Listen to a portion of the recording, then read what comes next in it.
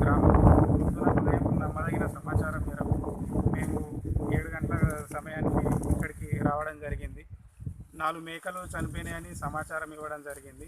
ఇవి ఎలా జరిగినాయని పరిసర పొలం సమీపంలోకి వెళ్ళి చూడగా 4 మేకలు మొత్తం కొరికేసి కనిపించినాయి. ఇవి ఏ జంతువు అటాక్ చేసిందని మొత్తం విచారించగా చిరుతపులి చంపేసినట్టు మా యొక్క నిర్ధారణలో తేలింది.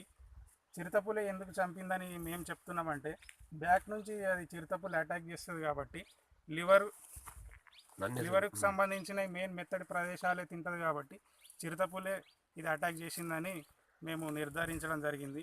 ఇట్టి విషయంపై గ్రామస్తులకు కూడా మేము అప్రమత్తత తెలియజేస్తున్నాము. చిరుతపులి ఇటీవలి కాలంలో చెల్లాపూర్ లాస్ట్ ఇయర్ దూడను కూడా చంపేసింది కాబట్టి గ్రామస్తులు కూడా అప్రమత్తతో ఉండాలి.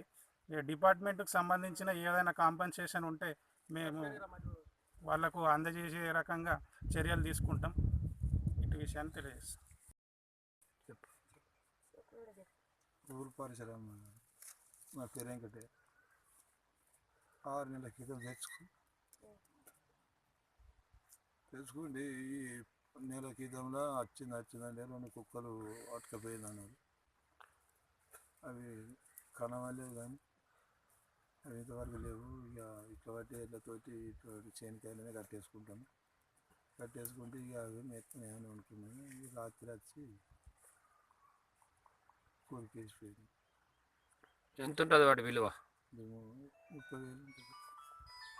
ఎప్పుడన్నా కనబడదా పులి మీకు ఇటు? కంటికైతే కనబడదు కానీ వచ్చిందో అని అన్నారు. కొంతమందికి చెప్పారు పులి వచ్చి కొరికేసిపోయిందనే. సిద్దిపేట జిల్లా దుబ్బాక మండలం అచ్చమాయపల్లి గ్రామం సమీపంలో ఉన్న పరిశ్రమ గ్రామంలో 4 మేకలు చనిపోయినట్టుగా నాకు సమాచారం ఈరోజు మార్నింగ్ వచ్చింది. ఇక్కడ ఆ సమాచారం మేరకు ఇక్కడ వచ్చి చూడగానే చూసేసరికి 4 మేకలు చనిపోయి ఉన్నాయి. దీనికి పోస్ట్ మార్టం చేసి సరైన నివేదిక అందిస్తామని తెలుపుతున్నాను.